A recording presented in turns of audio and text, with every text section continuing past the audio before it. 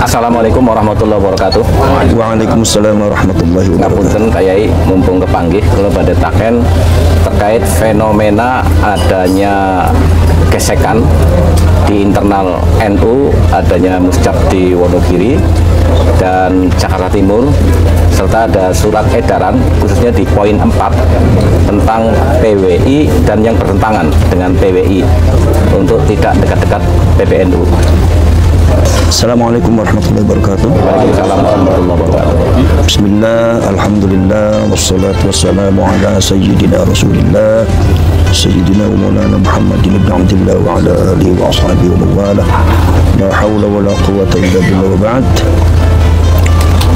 Tentang masalah yang berkaitan dengan fenomena PBNU, masalah Wonogiri dan Jatim. Dalam hal ini saya menanggapi atas nama warga NU, bukan atas nama ketua PWI, karena saya juga orang NU.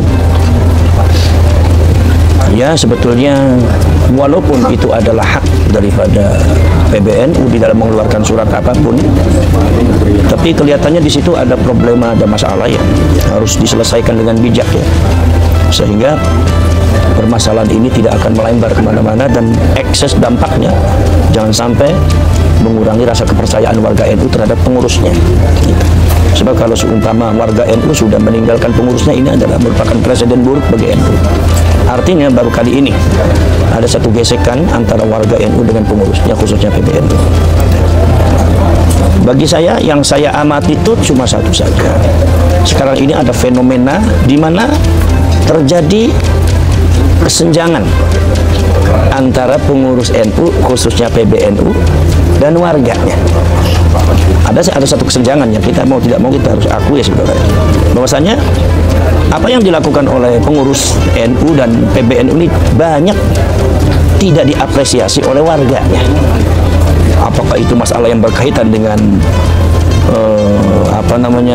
pencangkokan nasab Ba'alwi, atau masalah yang berkaitan dengan polemik nasab, itu kan masalah orang NU juga kan, karena yang mengapresiasi Habaib dan Ba'alwi itu orang NU.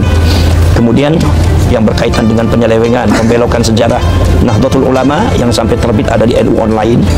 Kemudian juga ada beberapa pemalsuan makam, termasuk juga pembelokan nama-nama leluhur, khususnya yang berkaitan dengan para aulia zaman dahulu. Itu kan merupakan tugas daripada warga NU yang bersentuhan langsung dengan warga NU, sehingga yang merasakan itu semua adalah ya warga NU. Jadi itu masalah yang berkaitan dengan itu sudah beberapa tahun ini memang kurang diapresiasi oleh pengurusnya ya. Artinya beberapa dekade tahun ini bahwasanya pengurus NU dan PBNU terlalu politis ya.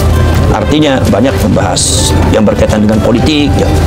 Kemudian juga ada yang berkaitan dengan persoalan yang berkaitan dengan bisnis-bisnis, sehingga mungkin permainannya ada di atas sehingga ke bawahnya itu kurang mendapatkan perhatian khusus, sehingga warga NU yang ada di bawah ini akhirnya seolah-olah kurang mendapatkan perhatian, akhirnya terjadi kesenjangan. Bahkan akhir-akhir ini kok malah terjadi semacam bentrok gitu antara warga NU dengan PBNU dan pengurus NU ya. Kalau pengurus NU nggak semuanya lah, tapi artinya ada beberapa pengurus NU yang seperti itu kan.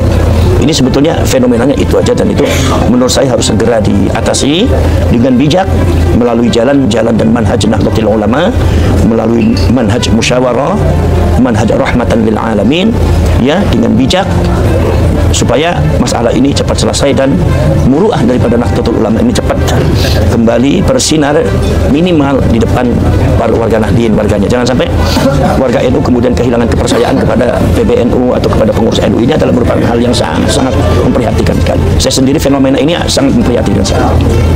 Kemudian nomor selanjutnya adalah, jadi terpisah dari warganya, nomor selanjutnya adalah ada beberapa nilai-nilai luhur Nahdlatul Ulama yang sebenarnya hakikatnya ini kurang mendapatkan perhatian oleh para pengurusnya PBNU. Contohnya masalah nilai kebangsaan.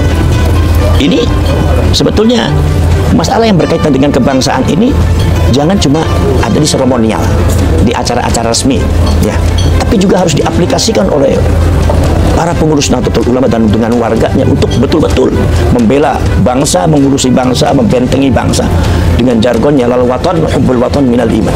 Saya yakin Mbah Wahab Hasbullah itu ketika mengarang lagu Yalal Waton itu bukan cuma untuk membentuk paduan suara saja atau kur saja, sehingga kurnya itu bagus ya di dalam kur ya. Ketika kur kita mengepalkan tangan semua kan. Tetapi di dalam prakteknya ketika bangsa ini ada yang membelokkan sejarahnya, kemudian juga harga diri bangsa ini kemudian ada yang mempecundangi, ada yang meremehkan, ada yang menginjak-injak, kemudian juga presidennya juga dijatuhkan harga dirinya, ada beberapa lambang negara juga sempat menjadi cemoohan orang-orang yang tidak benar gitu kan. Kok kelihatannya nggak ada pergerakan, nggak ada pembelaan gitu kan, nggak ada pembelaan. Sebabnya apa? Sebab ada beberapa kasus, diantaranya adalah seperti pemalsuan makam yang ada di Wonosobo dan ada yang itu hampir semuanya rata-rata di situ sudah terbentuk pengurus NU.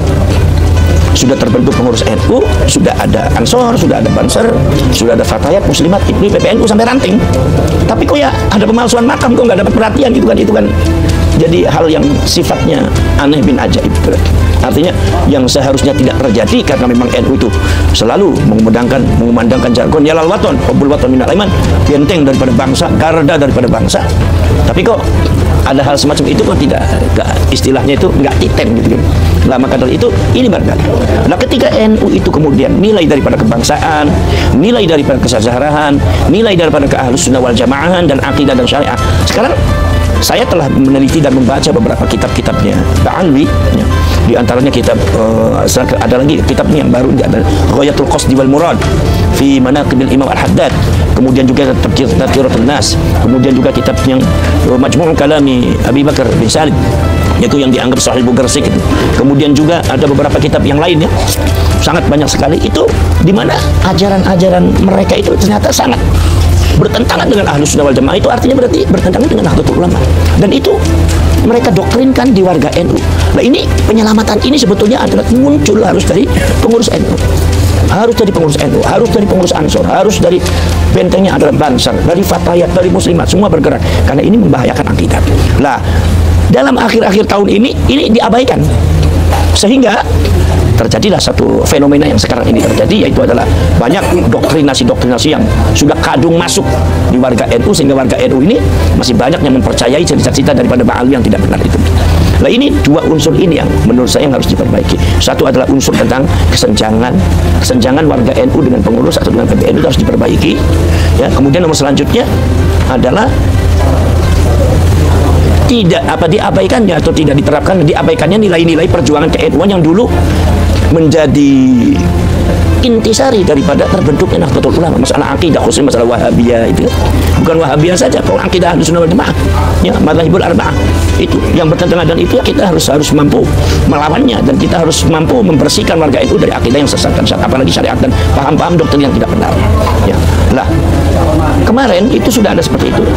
Ketika terjadi masalah Ba'alwi, ternyata PBNU itu bukan mengapresiasi bagaimana warganya, bukan mengapresiasi daripada warga NU-nya, tapi justru melakukan tindakan-tindakan yang menurut saya kurang bijak dan kurang aspiratif ya, kurang aspiratif terhadap warganya ya.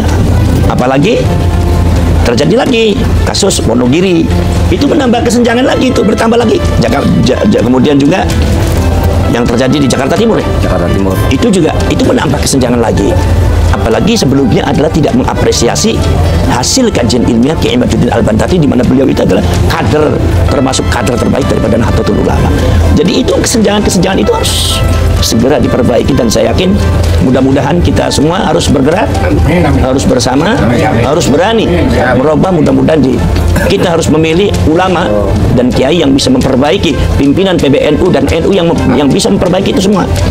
Di muktamar nanti tahun 2027 juga kita mau tidak mau harus. Tapi kalau semua kita tidak memilih pemimpin yang tepat, maka kita akan melihat kehancuran daripada Nahdlatul Ulama.